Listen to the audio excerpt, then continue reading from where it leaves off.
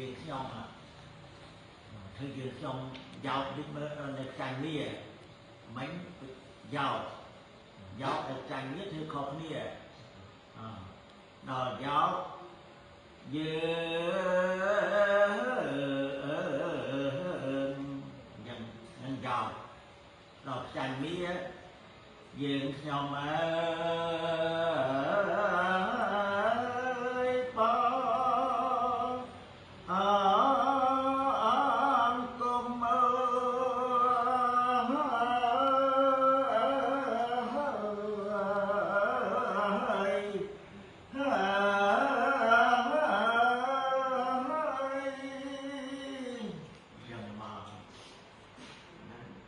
giàu phải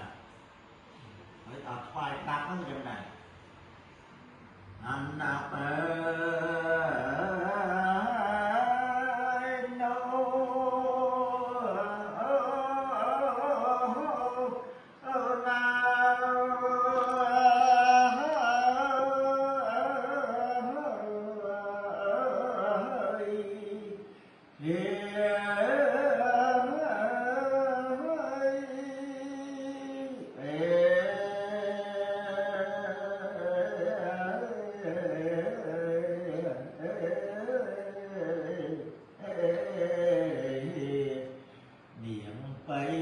สาขา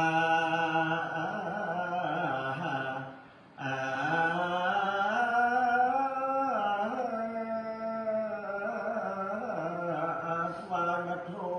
งปายาสสังเครื่องกระโอ